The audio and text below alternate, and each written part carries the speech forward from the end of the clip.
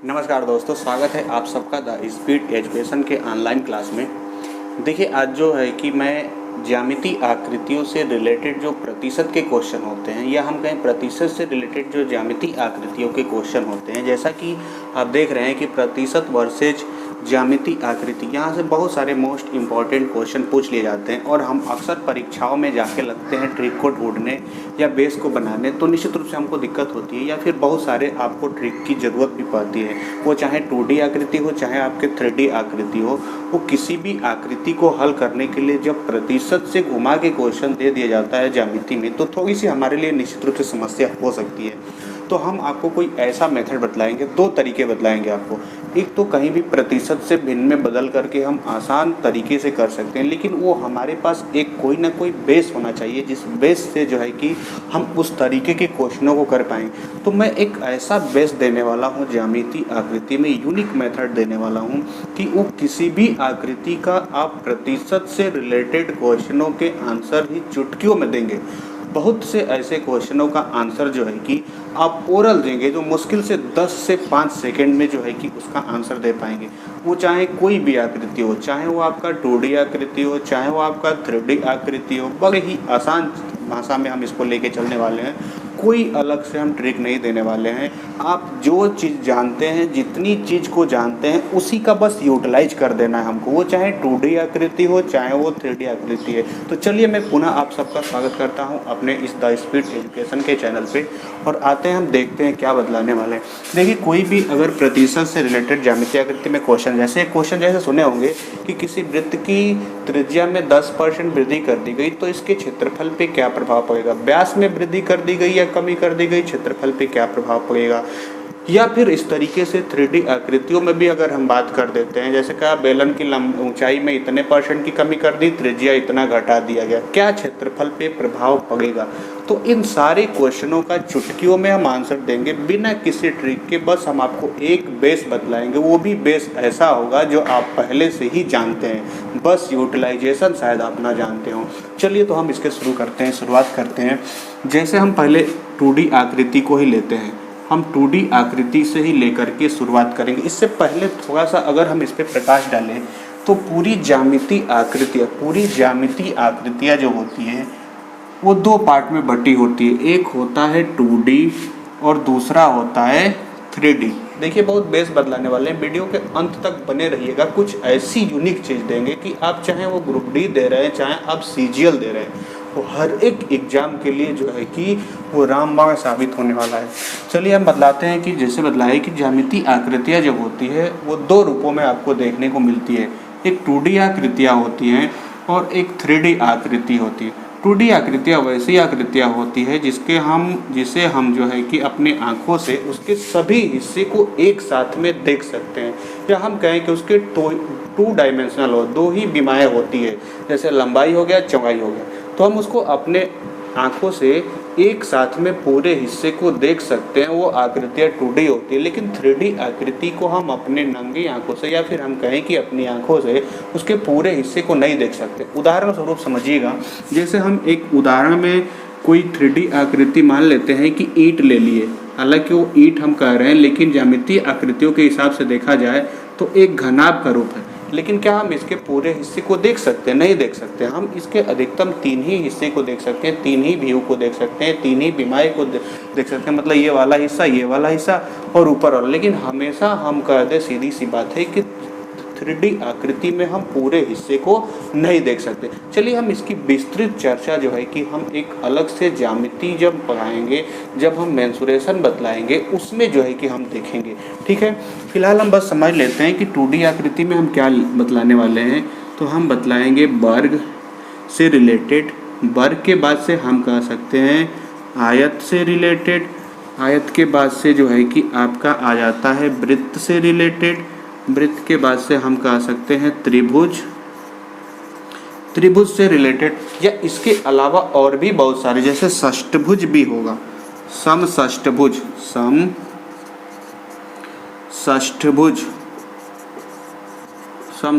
भी हो जाएगा। या और भी 2D आकृतियाँ बहुत सारी हो सकती हैं, बहुत सारी 2D आकृतियाँ हो सकती हैं, इसका हम नाम भी देना संभव नहीं है हमसे। फिर भी देखिए अब 3D हम मोटे मोटे उन सारे बेस चीज़ों को देख लेते हैं जहाँ से क्वेश्चन मैक्सिमम बनते हैं, या हम कहें कि वहाँ के बेस क्लियर कर देंगे, सारे बेस क्लियर आपके। चलिए 3D आकृतियों में हम नॉर्मली क्या पढ़ते हैं तो 3D आकृतियाँ आपके आंखों के सामने जो भी चीज़ दिख रही है वो निश्चित रूप से मेंसुरेशन की कोई दो ही आकृति हो सकती है, या तो 2D होगी या तो 3D होगी। क्यों? तो हम यहाँ पे कहेंगे, जैसे हम यहाँ पे आते हैं तो जैसे वर्ग था, तो वर्ग के जब हम 3D में जाते हैं तो ये घन बन जाता है, या हम 3D आकृति में घन कहेंगे, घनाभ कहेंगे, और क्या लेंगे हम कहेंगे बेलन ले लेते हैं, बेलन के बाद से शंकु। एक आपको ऐसा हम वीडियो बनाएंगे ज्यामितीय आकृतियों से मेंसुरेशन से रिलेटेड कि आप घन, घनाभ, बेलन, शंकु के किसी के भी सूत्र आप रटेंगे नहीं, आप सूत्र खुद बनाएंगे और ऐसा बेस बतला देंगे कि सारे 3D आकृतियों का आप एक ही बेस पे वो मेंसुरेशन, प्रतिशत की बात नहीं कर रहे हैं, जब हम अलग बनाएंगे तब किसी भी क्वेश्चन का आंसर यहाँ से बड़े ही आसान तरीक़ों से आप दे पाएंगे। चलिए हम बतला दिए कि घन, घनाभ, बेलन, शंकु, या इस तरीके से और भी हम एक ले लेते हैं गोला। जब हम मेंसुरेशन का चैप्टर बतलाएंगे आपको तो इस 3D को भी हम 2 पार्ट में बांट देते हैं, 3 पार्ट में बांट देते हैं। एक हम बतलाएंगे कैसा, तो प्रिज्म नुमा आकृति, पिरामिड नुमा आकृति, बहुत ही बड़ा बेस देने वाले हैं आपको और यूनिक मेथड यहाँ से देने वाले हैं। तो हम 3D आकृतियों में मोटा मोटी जान गए कि घन, घनाभ, बेलन, शंकु, गोला यहाँ से हम ले लिए। गोला के में 2 गोले हो सकते हैं, पूर्ण गोला हो सकता है, अर्ध गोला भी हो सकता है।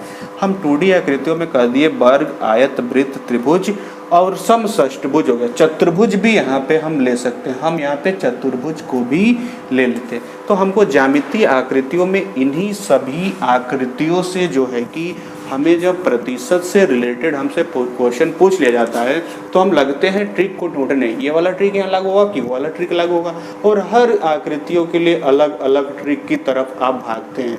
उसी को हम चाहते हैं कि कोई ऐसा बेस दे दे, कोई ऐसा मेथड बतला दे कि सभी के आंसर अगर एक ही मेथड से आने लगे तो कितनी अच्छी बात होगी। बिल्कुल वही होने वाला है यहाँ पे। अब चलिए तो हम आगे की तरफ चलते हैं। हम समझ गए कि हमको क्या क्या जानना है। वर्ग, आयत, वृत्त, त्रिभुज, समषष्टभुज, चतुर्भुज भी यहाँ पे हम ले सकते हैं, घन, घनाभ, बेलन, शंकु और गोला यहाँ पे हम ले लिए। ठीक है, हमको इन्हीं सारे आकृतियों के प्रतिशत से रिलेटेड क्वेश्चन को एक मेथड, हमारा एक बेस होगा और आंसर सभी का आएगा। बिल्कुल। तो चलिए हम यहाँ पे आते हैं।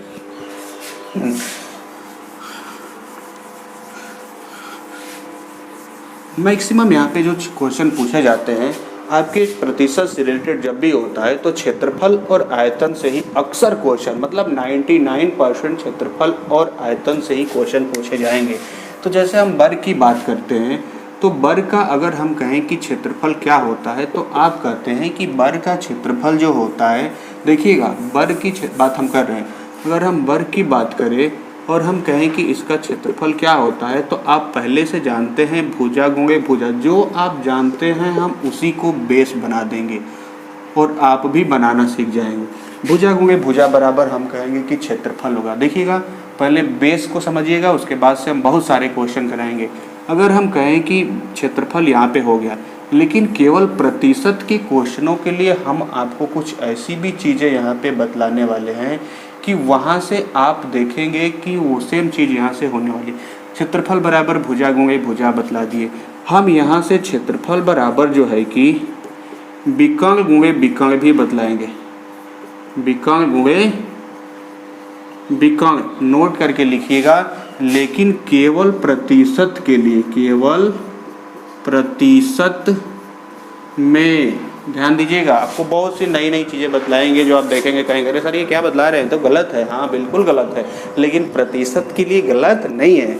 हाँ हम कहेंगे केवल प्रतिशत के लिए। क्षेत्रफल यहाँ पे बतला दे वर्ग के लिए। इसी तरीके से अगर हम आयत की बात करते हैं, आयत की बात, तो आयत का क्षेत्रफल बराबर क्या होता है, तो आप कहते हैं लंबाई गुणे चौड़ाई बोलते हैं।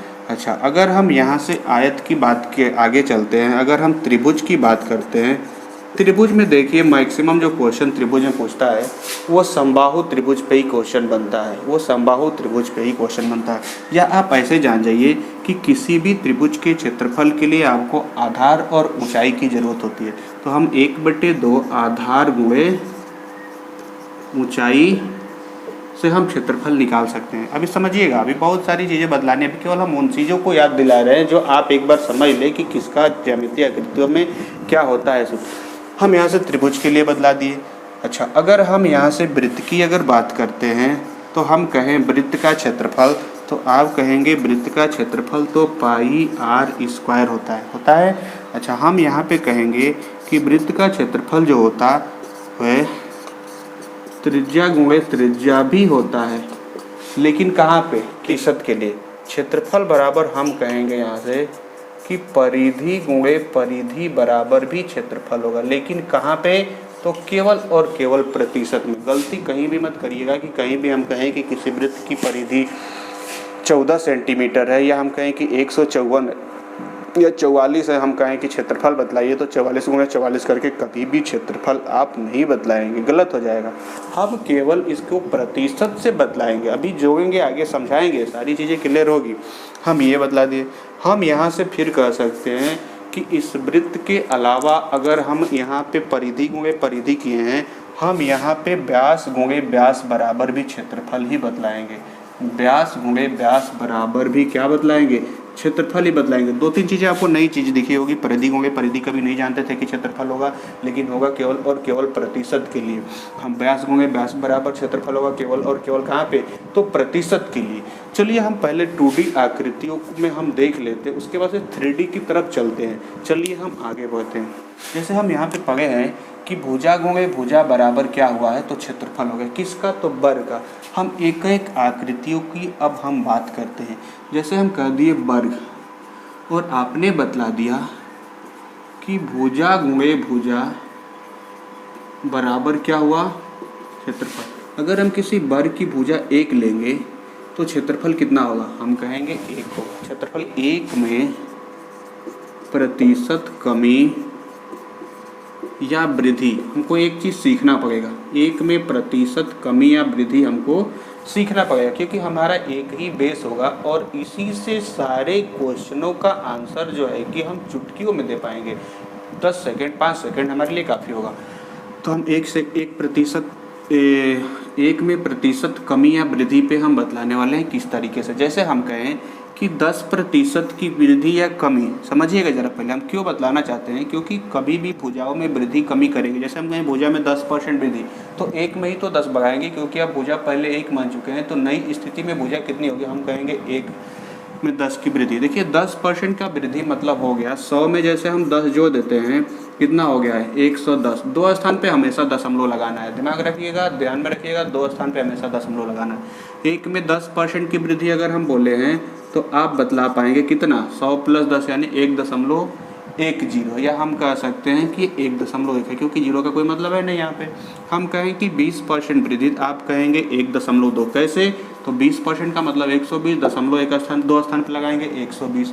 हम कहें 30% की वृद्धि, आप कहेंगे 1.3। सही है ना? हम 0 रखें चाहे ना रखें, कोई मतलब उसका नहीं हो पाता।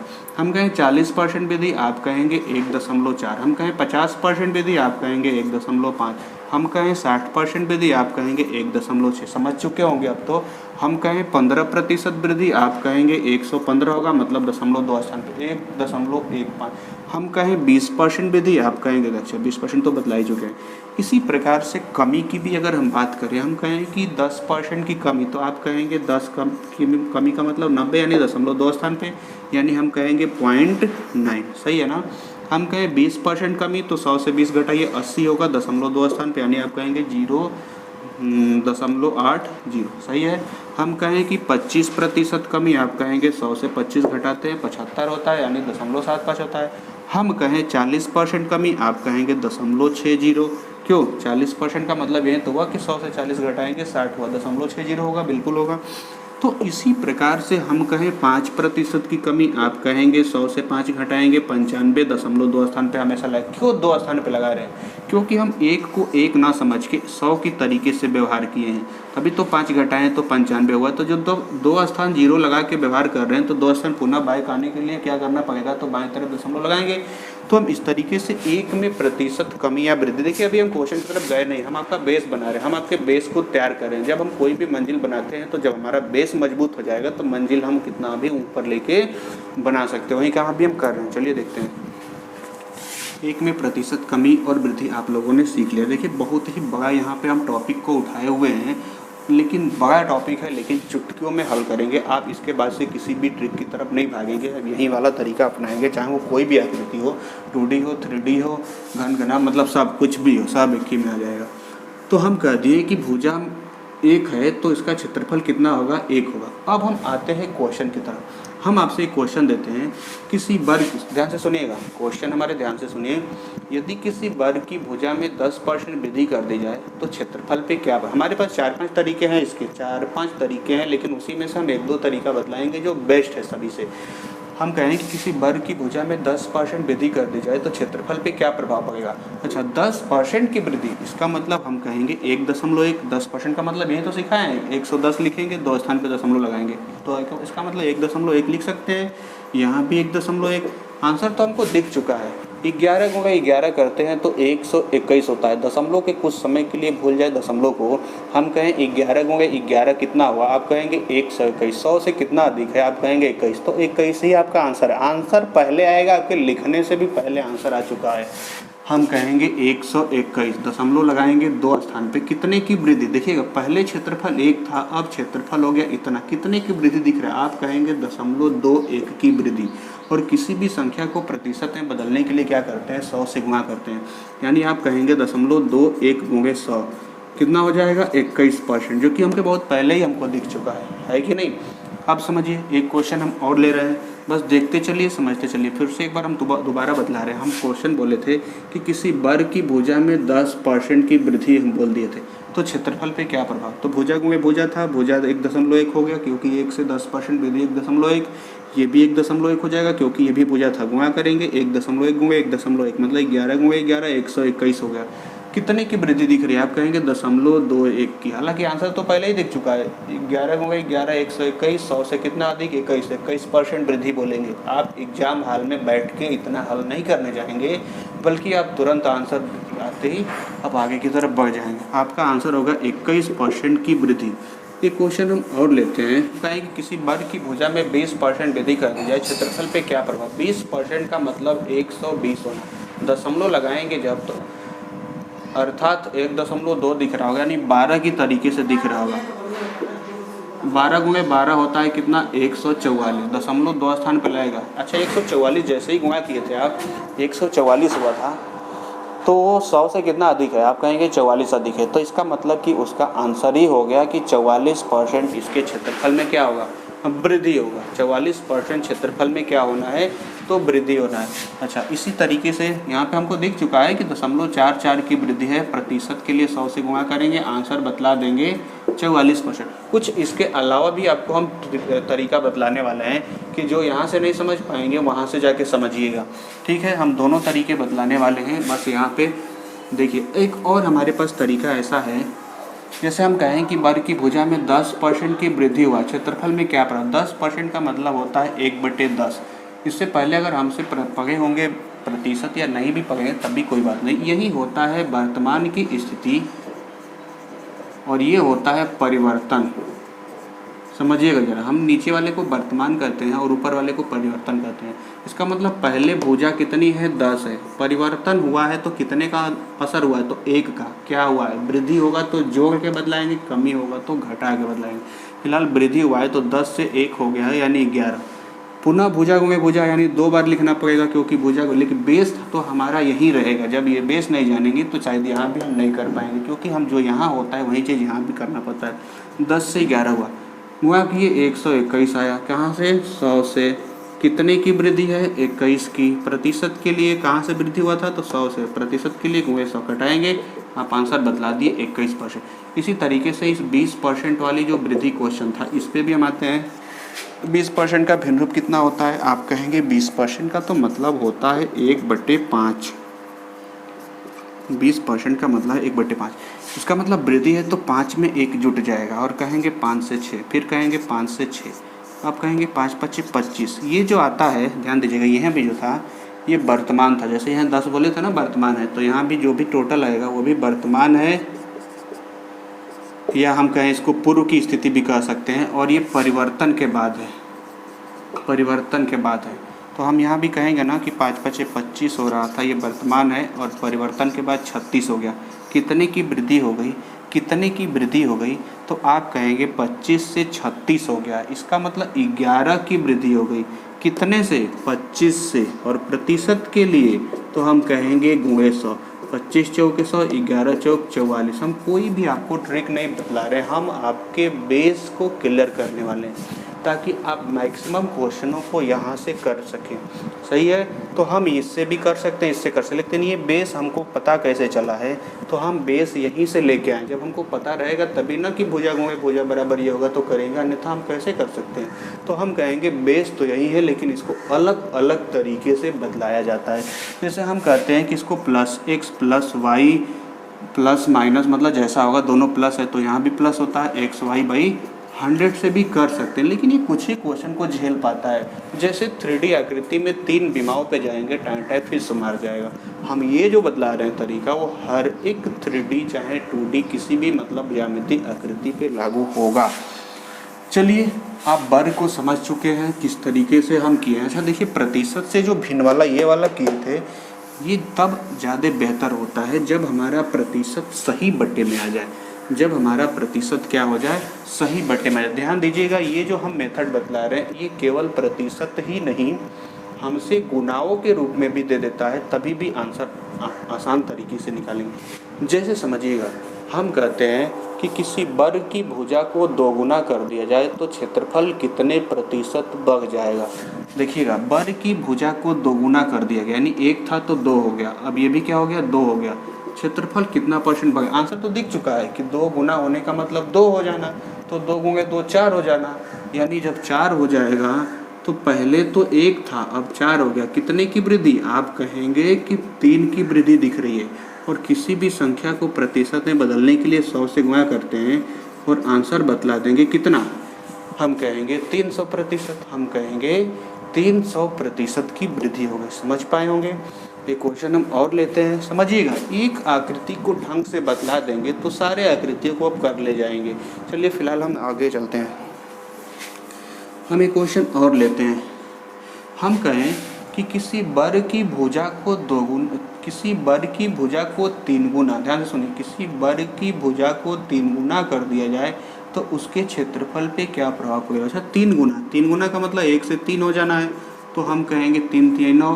कितने की वृद्धि दिख रही है, आप कहेंगे +8 की। और प्रतिशत के लिए क्या करते हैं, गुणे 100 करते हैं, तो हम कहेंगे 800% की वृद्धि। सही है ना। 2 तरीके से क्वेश्चन पूछा जाता है, एक तो प्रतिशत कितना होगा, और फिर या तो पूछा जाता है कि क्षेत्रफल कितना गुना हो जाएगा। 2 क्वेश्चन थे। यहाँ पे अगर पूछा होता कि क्षेत्रफल कितना गुना होगा तो कितना दिख रहा है, 1 से 9 होने का मतलब कितना, तो हम कहेंगे 9 गुना हो रहा है। क्षेत्रफल कितना गुना, हम कहेंगे 9 गुना। तो हम बेस ऐसा बतलाते हैं, चाहे गुनाओं के रूप में पूछे, चाहे हमसे प्रतिशत के रूप में दे के पूछे, या ऐसा भी तो हो सकता है, ऐसा भी हो सकता है जैसे हम कह दें, एक पे पूरा बेहतर से समझिए, उस पर हर एक क्वेश्चन पे, हर एक आकृति पे ऐसा घुमाया जा सकता है। हम कहें कि वर्ग की भुजा को आधी कर दी जाए तो क्षेत्रफल कितना गुना घट जाएगा, या कितना गुना हो जाएगा, या कितने प्रतिशत की कमी हो जाएगी। कई तरीके से यहाँ पे पूछ सकते हैं। हम कहें कि वर्ग की भुजा को आधी कर दी जाए, वर्ग की भुजा को आधी कर दी जाए, इसका मतलब कितना था पहले नहीं बदला, लेकिन हम यहाँ बेस मान चुके हैं कि 1 था, तो यानी 1/2 हो जाएगा आधा होने का मतलब, या हम कहें कि 0.5 हो जाएगा, दोनों कह सकते हैं। चलिए 1.2 हुआ, या 1/2 हुआ, यहाँ भी 1/2 हुआ, गुणा करेंगे आएगा 1/4। अब कहें कि कितने प्रतिशत की कमी, कितने प्रतिशत की कमी हुई, तो हम कहेंगे 1 में से घटा लेते हैं 1/4, तो 4 एकम में 4, और 4 में से 1 गया, 3/4 की कमी हो गई। इतने की कमी है, लेकिन प्रतिशत के लिए हम क्या करते हैं, तो गुणे 100 कर देते हैं, और 4 से कटाएंगे, 4 25 100, 25 दिया 75, तो आप कहेंगे 75% कमी। क्षेत्रफल में कितना परसेंट कमी? तो हम कहेंगे 75% की कमी हो जाएगा। या हम इसी चीज़ को दूसरे भाषा में भी कर सकते थे कि जब हमारा पता है कि भुजा आधा हो रहा है, इसका मतलब भुजा में 50% की कमी, और 50% कमी होने का मतलब कितना होता है? आप कहेंगे 100 से 50 घटाएंगे 50 हो जाएगा, दशमलव 2 स्थान पे लगाएंगे 0.5, 0.5 गुणे 5 मतलब 5 पचे 25, 100 से कितना कम? आप कहेंगे 75 कम। तो 75% ही आंसर था। हम ओरल आंसर हर एक 3D आकृति हो चाहे 2D आकृति हो, मतलब कोई भी ज्यामितीय आकृति हो, हम ओरल आंसर दे सकते हैं ज्यामिति से प्रतिशत में कोई भी क्वेश्चन घुमा के पूछ लिया जाए तो। चलिए हम एक क्वेश्चन और देते हैं कि यदि किसी वर्ग के विकर्ण में, यदि किसी वर्ग के विकर्ण को 30% बढ़ा दिया जाए तो क्षेत्रफल में क्या प्रभाव पड़ेगा? तो फिर कहेंगे, अभी तो पढ़े थे कि यहाँ पे हम बतलाए थे कि विकर्ण गुणे विकर्ण भी हमारा क्या होता है? क्षेत्रफल होता है। लेकिन एक नोट करके लिख लीजिएगा कि ये केवल प्रतिशत के प्रश्नों के लिए ही लागू होगा। तो हम विकर्ण 1 मानते हैं तो क्षेत्रफल 1 होगा। तो 30% की वृद्धि हो गई, यानी 1.30। आंसर तो पहले ही दिख चुका है। 30% का मतलब 1.3, और 1.3 गुणे 1.3, 13 गुणे 13 कितना होता है? आप कहेंगे 169। 100 से कितना अधिक है? आप कहेंगे 69। आंसर दिख गया है, आंसर आ चुका है 69%। कितने की वृद्धि? आप कहेंगे 0.69 की। प्रतिशत के लिए गुणे 100, अर्थात हम कह सकते हैं कि 69% की वृद्धि हो गई। समझ पाए हैं? चलिए हम इसी चीज़ को हम आगे की तरफ चलते हैं। ये हमारा वर्ग से रिलेटेड हो गया। सभी के बेस जो है कि एक ही रहेंगे, सभी के बेस जो है कि एक ही रहेंगे, सभी के बेस जो है कि एक ही रहेंगे। जैसे हम आते हैं आयत पे, आयत का क्षेत्रफल क्या होता है? आप कहते हैं लंबाई गुणे चौड़ाई। ये क्या होता है? तो आप कहते हैं क्षेत्रफल होता है। लंबाई गुणे चौड़ाई क्या होता है? तो क्षेत्रफल होता है। इसका मतलब लंबाई भी 1 हो, चौड़ाई भी 1 हो, तो क्षेत्रफल कितना होगा? 1 होगा, बिल्कुल 1 होगा। हम इसी पे आते हैं, किसी क्वेश्चन को उठा के लाते हैं। हम कहें कि किसी आयत की लंबाई में, समझिएगा, लंबाई में 10% की वृद्धि और चौड़ाई में जो है कि हम वृद्धि कर देते हैं 20% की, तो क्षेत्रफल पे क्या प्रभाव पड़ेगा? आप कहेंगे 1% का 10% का मतलब तो 1.1, अर्थात 11 की जैसे दिख रहा है। 20% का वृद्धि का मतलब 1.2, यानी 12 की तरीके से 11 गुणे 12 करेंगे 132 होगा। 100 से कितना अधिक है? 32 अधिक। हम कहेंगे आंसर 32 है। 32 आपको आंसर दिख चुका है। तो आप इस क्वेश्चन को पढ़ने में जितना समय ले ले, छोटा सा गुणा 1 होगा, फिर वहाँ से निकाल सकते हैं। तो हम कहेंगे 1.1, हम यहाँ कहेंगे 1.2, गुणा करते होंगे तो 132 आ रहा है। गुणा करके देख लीजिएगा, 12 एकम में 12 के 2, ठीक।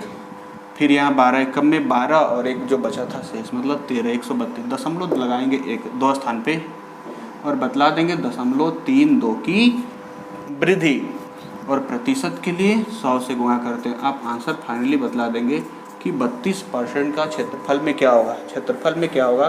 तो 32% की वृद्धि। क्लियर है? हम एक क्वेश्चन और लाते हैं।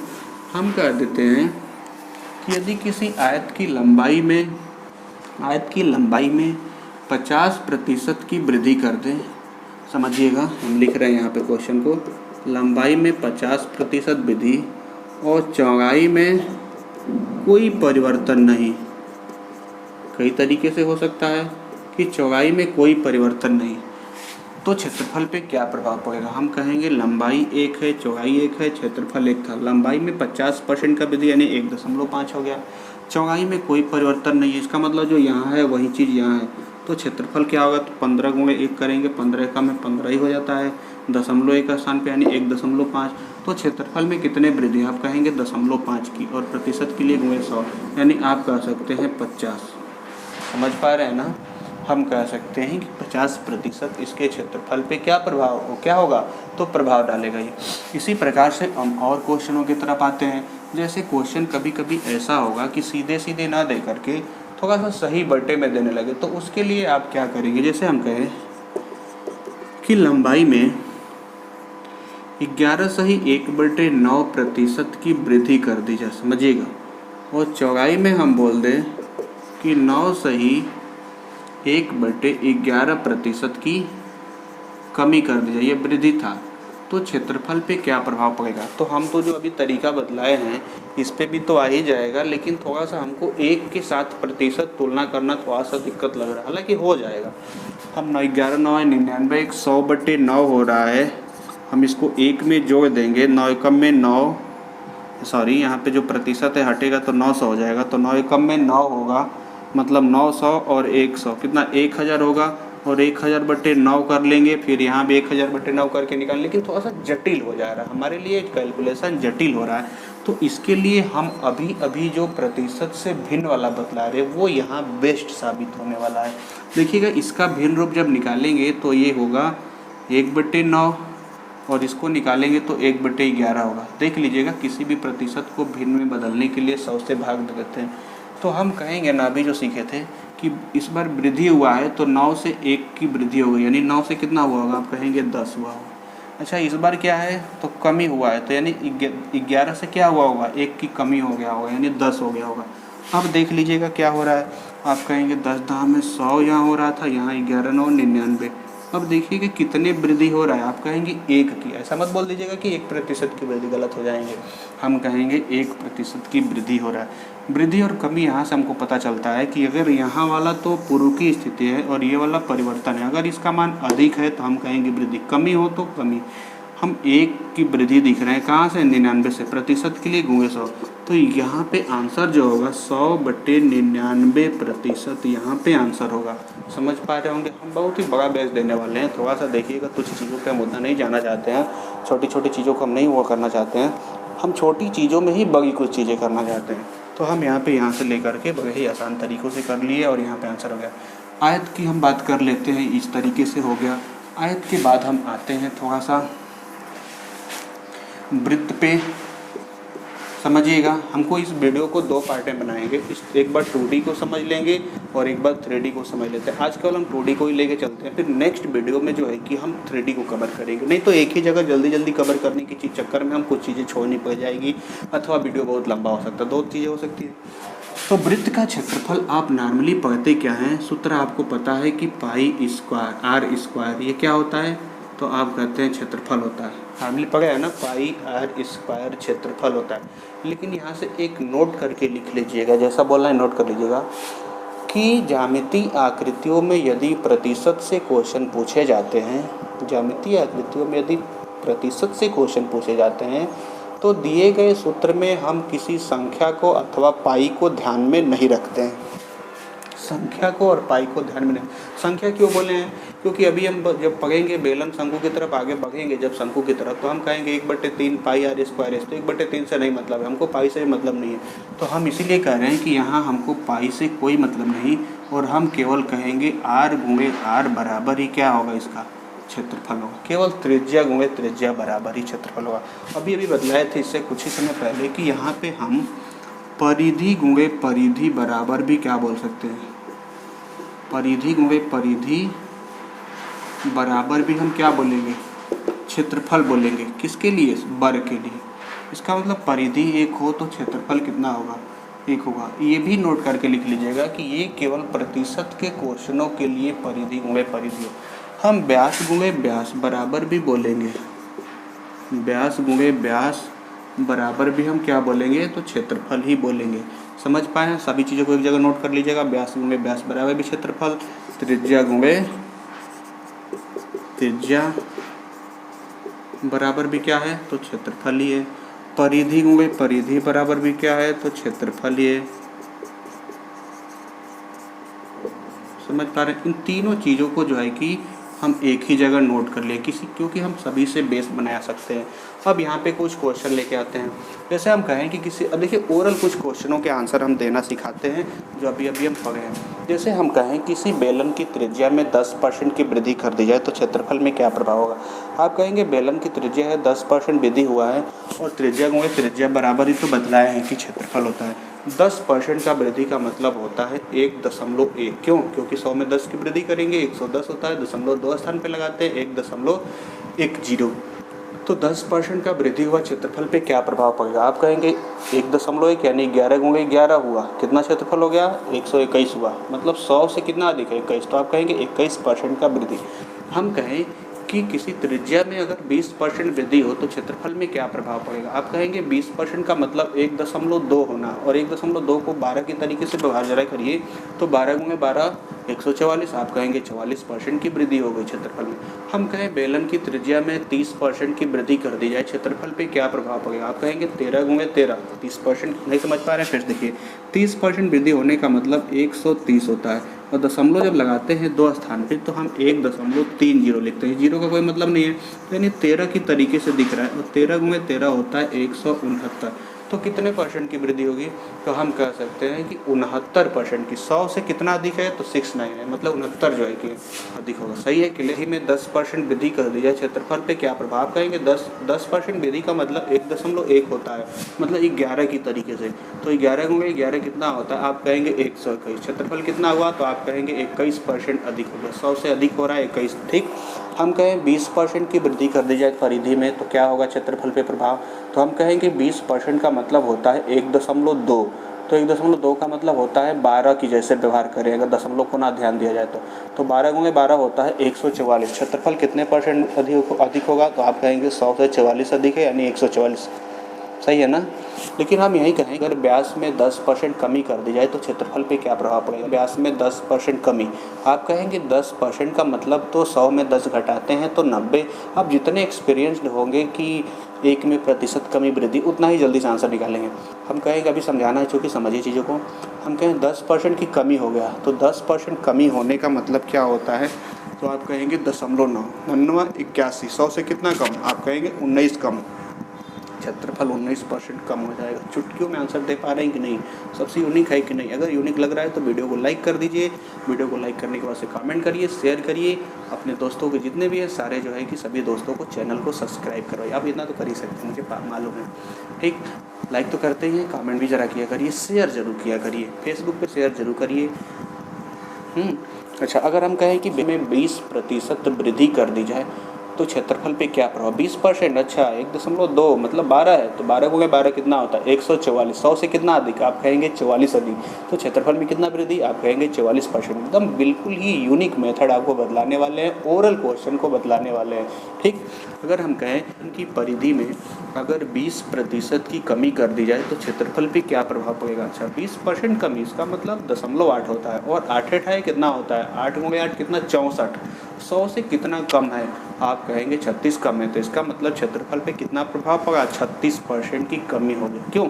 अगर हम कहें त्रिज्या में या व्यास में चाहे परिधि में किसी में भी बात करें यहाँ पे कोई फर्क नहीं पड़ता। हम कहें व्यास में 50% वृद्धि कर दी जाए, में 50% वृद्धि कर दी जाए क्षेत्रफल पे क्या प्रभाव पड़ेगा। अच्छा 50%। अच्छा 50% का मतलब तो होता है 1.5, मतलब 15 की तरीके से दिख रहा है, और 15 गुणे 15 कितना होता है कितना 225।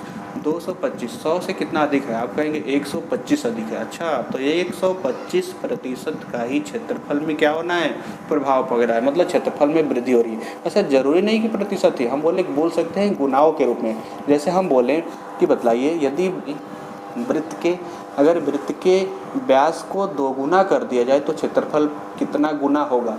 2 गुना किया गया। अच्छा 2 गुना का मतलब 1 से 2 हो जाना है, क्योंकि हमारा बेस जो है, हमारा जो बेस है 1 है, और ये क्षेत्रफल अगर इसको 2 गुना कर देंगे तो 2 हो जाएगा।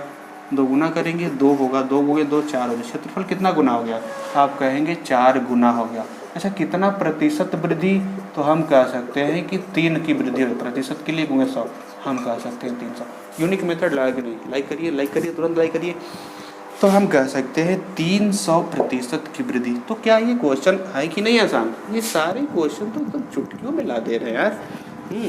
तो हम इस तरीके से किसी भी क्वेश्चन का आंसर निकाल सकते हैं। अच्छा, बात किसी न किसी के दिमाग में ये भी ज़रूर चल रहा होगा कि सर अगर आप व्यास में, त्रिज्या में, परिधि में तो बतला दे रहे हैं, और कभी ऐसा भी तो हो सकता है कि क्षेत्रफल में वृद्धि दे दिया गया हो और पूछ दिया जाए कि कितना व्यास में वृद्धि किया गया था, कितना त्रिज्या में वृद्धि किया गया था, तभी भी आप आंसर निकालेंगे। देखिए हम एक क्वेश्चन लेते हैं, आप नहीं ध्यान दे रहे हैं लेकिन हम दे रहे हैं। चलिए हम एक क्वेश्चन लेते हैं। जैसे हम कह दें कि किसी वृत्त के क्षेत्रफल को किसी वृत्त की त्रिज्या में कितने प्रतिशत वृद्धि करे, समझिएगा, किसी वृत्त की त्रिज्या में कितने प्रतिशत की वृद्धि करे कि क्षेत्रफल जो है कि 44% बढ़ जाए। समझिएगा, 44% बढ़ जाए। तो 44% होने का मतलब तो 1.44 होना है कि नहीं स्पष्ट।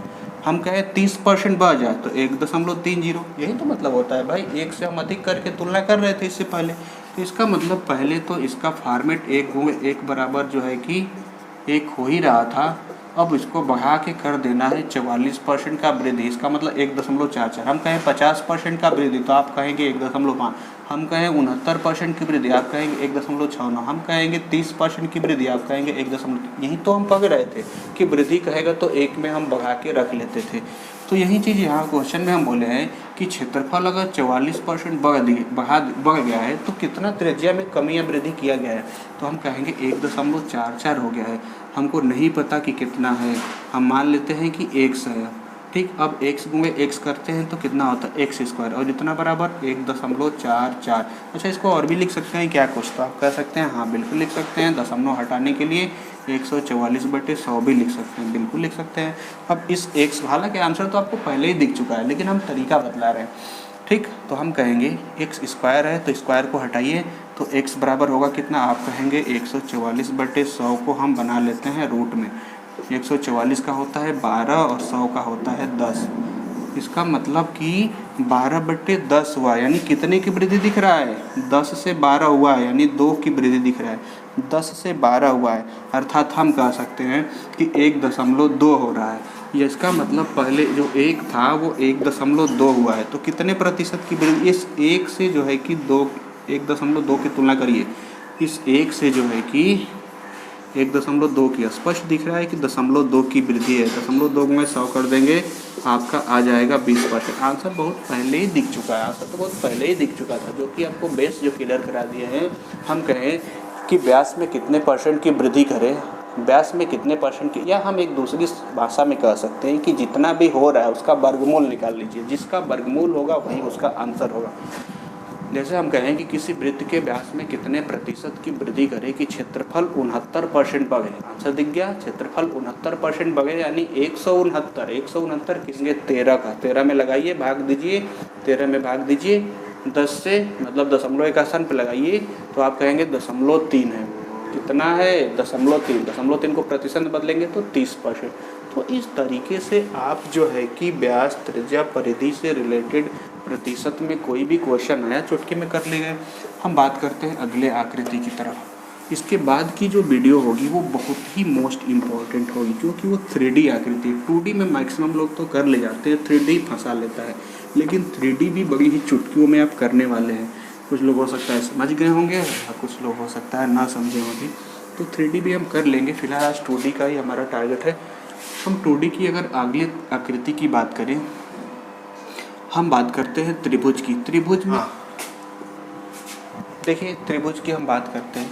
त्रिभुज में हम आपको बतलाए थे कि 1/2 आधार गुणे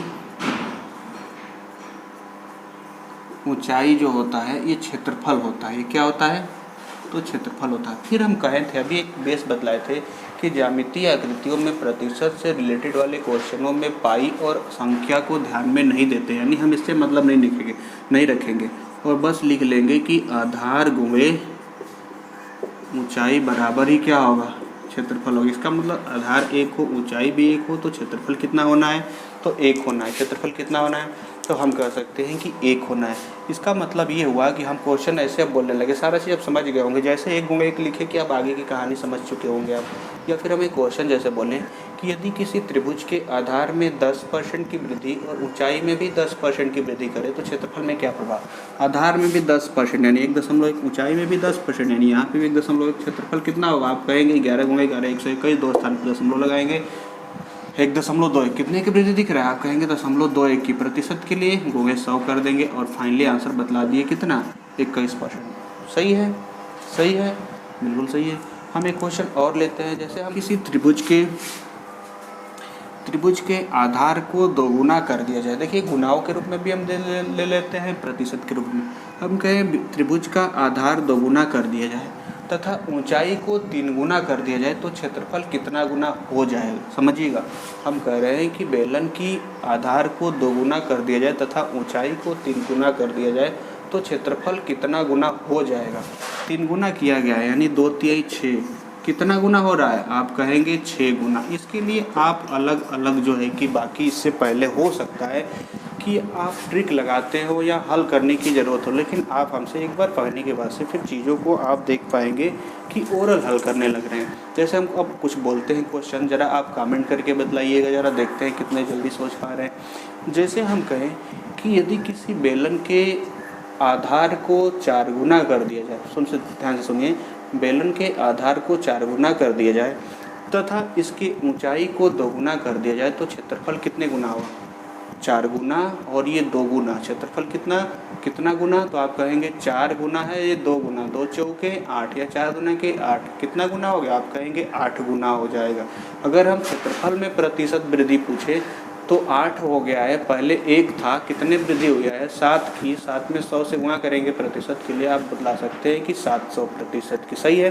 अगर हम यहाँ बोलते हैं कितना प्रतिशत वृद्धि अगर हम यहाँ पे पूछे होते तो आप कहते कि 5 की वृद्धि। सही है ना, पहले 1 था अब 6 हो गया तो 5 × 100 कर देंगे और फिलहाल आंसर कितना बतलाते हैं आप 500%। समझ पा रहे हैं। चाहे हम ऐसे कहें एक क्वेश्चन हम और लेते हैं कि यदि किसी बेलन के आधार को 2 गुना कर दिया जाए, बेलन के आधार को 2 गुना कर दिया जाए और क्षेत्रफल को इसके ऊंचाई को आधा कर दिया जाए। बेलन के आधार को 2 गुना और ऊंचाई को आधा कर दिया जाए, क्षेत्रफल पे क्या प्रभाव पड़ेगा। आप कहेंगे 2 × 1/2 घटा देंगे आ जाएगा 1। क्या प्रभाव पड़ा आप कहेंगे कोई प्रभाव नहीं, कोई प्रभाव नहीं। सही है ना। तो इस तरीके से आप किसी भी 2D आकृति को जो आप जानते हैं उतने के बराबर उसको रख के आप बेस को बना सकते हैं। सही है। अब हम इसी तरीके से समबाहु त्रिभुज की बात करते हैं। तो समबाहु त्रिभुज होता है √3/4a²। यहीं पढ़े होंगे आप, यहीं पढ़े होंगे कि समबाहु त्रिभुज होता है √3/4a²। जब हम मेंसुरेशन बतलाएंगे तो कहाँ से √3/4 हो रहा है, न केवल ट्रिक बतलाएंगे, न केवल सूत्र बतलाएंगे, बल्कि ट्रिक सूत्र बनता कहाँ से, ये सारे चीज़ बतलाएंगे ताकि आप भी लगेंगे सूत्र बनाने। और जब सूत्र बनाने लगेंगे तो फिर याद कभी भूलने वाली समस्या नहीं आएगी। तो हम यहाँ पे भी कहेंगे कि इससे नहीं मतलब है, समबाहु त्रिभुज की हम बात कर रहे हैं। तो यहाँ पे हम क्या बोलेंगे, तो हम कहेंगे कि भुजा गुणे भुजा बराबर ही क्या होगा, तो आप कहेंगे क्षेत्रफल होगा, यानी 1 × 1 बराबर 1 ही हो जाएगा। इसका मतलब हम कहें कि यदि किसी समबाहु त्रिभुज की ऊंचाई को 20% बढ़ा दिया जाए, आप समझिएगा, हम कहें यदि किसी समबाहु त्रिभुज की ऊंचाई को 20% बढ़ा दिया जाए तो क्षेत्रफल पे क्या प्रभाव पड़ेगा। 20% इसकी ऊंचाई को बढ़ाया गया, क्षेत्रफल पे क्या प्रभाव, आप तो अब जान ही चुके हैं, आंसर निकाल ही चुके हैं। 20% का मतलब 1.2, 12 × 12 144 होता है, 0.2 स्थान पे लगाएंगे। कितने की वृद्धि आप कहेंगे 0.44 की, तो 0.44 100 से गुणा करेंगे जब, तो 0.44 में 100 से जब गुणा करेंगे आप बतला देंगे 44%। सही है। तो इस तरीके से किसी भी क्वेश्चनों के आंसर हम देख रहे हैं या आप भी देख रहे हैं कि चुटकियों में हम ला दे रहे हैं आंसर, हम चुटकियों में आंसर यहाँ पे ला दे रहे हैं। सही है। अब हम आगे की तरफ चलते हैं। इस तरीके से कहीं से भी हो हम आसान तरीके से लेकर के निकाल सकते हैं। हम ये भी तरीका बतला दिए हैं कि जब भी कहीं अगर प्रतिशत टेढ़ा सीधा भी कर लेते हैं प्रतिशत से भिन्न रूप में लेकर के, ठीक। तो हम अगले आकृति की तरफ चलते हैं। त्रिभुज को भी समझ चुके हैं आप। हम एक षष्ठभुज की बात करते हैं। हम देखिएगा चतुर्भुज की भी यही बात होती है, आधार गुणे ऊंचाई होती है, क्योंकि बाकी जितनी भी चीज़ें होती है किले कैंसिल हो जाता है, आधार गुणे ऊंचाई से निकालने। हम आते हैं थोड़ा समषष्ठभुज लेते हैं। षष्ठभुज, देखिए समषष्ठभुज कुछ इस तरीके से आकृति होता है। जो पहले के 20 पैसे के जो सिक्के देखे होंगे वही वाला आकृति होगा। 6 भुजाएं होंगी। 6 भुजा दिख रही है ना, 1 2 3 4 5, 6 हो जा रहा है 6। तो इस तरीके से समषष्ठभुज कोई आकृति होगी। सही है। ये समषष्ठभुज होता क्या है कि 6 समबाहु त्रिभुजों को मिलाने से एक समषष्ठभुज बनता है। तो आप इसके लिए अलग से कोई सूत्र मत रखें, उसको सीधा भी कर लेते हैं प्रतिशत से भिन्न रूप में लेकर के। ठीक, तो हम अगले आकृति की तरफ चलते हैं। त्रिभुज को भी समझ चुके हैं आप। हम एक षष्ठभुज की बात करते हैं। हम देखिएगा चतुर्भुज की भी यही बात होती है, आधार गुणे ऊंचाई होती है, क्योंकि बाकी जितनी भी चीज़ें होती है किले कैंसिल हो जाता है, आधार गुणे ऊंचाई से निकालने। हम आते हैं थोड़ा समषष्ठभुज लेते हैं। षष्ठभुज, देखिए समषष्ठभुज कुछ इस तरीके से आकृति होता है। जो पहले के 20 पैसे के जो सिक्के देखे होंगे वही वाला आकृति होगा। 6 भुजाएं होंगी।